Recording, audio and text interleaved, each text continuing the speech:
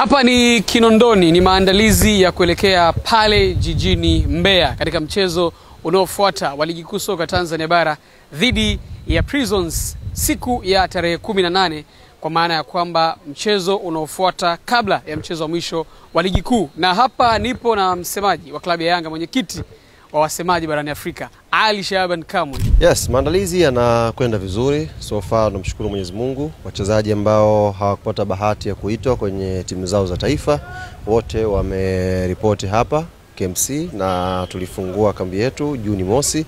Wachezaji wote ambao wako hapa wapo kwenye hali nzuri na tunaamini kwa maandalizi ambayo yanaendelea hapa, hii michezo miwili ya mwisho wa ligi ambayo tunakwenda kuicheza, tutakwenda kupambana na tupate matokeo mazuri inshallah. Nimeona baadhi ya wachezaji wameongezeka hapa, wachezaji vijana. Ni mwendelezo ule wa rotation ya wachezaji vijana kwenye timu za vijana au tutegemee maingizo mapya moja kwa moja kutoka timu za vijana? Yes, kuna ongezeko la wachezaji 4 kutoka timu yetu ya vijana ya under 20, na nichukue fursa hii kwanza kipekee kabisa kumpongeza rais wa klabu yetu Engineer Said, kupongeza pia kamati yake ya utendaji.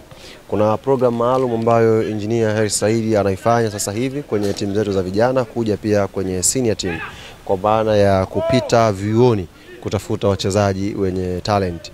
Hivi kwenye training ya leo tunaye mchezaji mpya ambaye tumemtoa chuo cha kikuu cha Mlimani hapa.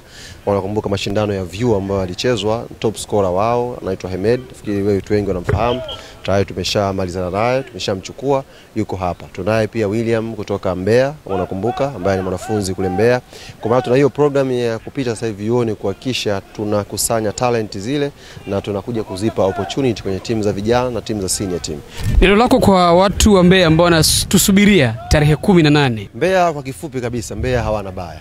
Kwenye hii misimu mitatu ambayo imemalizika hapa nyuma na tumechukua ubingwa mara zote, Mbeya tumetoka pale kwao mara 2 tukiwa na taji. Kama unakumbuka, ubingwa wa kwanza, wa pili tulikuwa tunatokea Mbeya, shuka airport napigwa paredi mpaka Jangwani.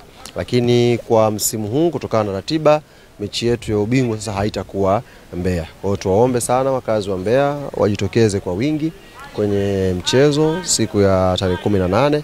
Tuisupport timu yetu. Mchezo utakuwa mgumu kwa sababu bado Prison unajua hajajua hatima yake kwenye ligi, kama anakwenda kwenye playoff au vipi. Kwa hiyo lazima tuweke jitihada tupate matokeo mazuri.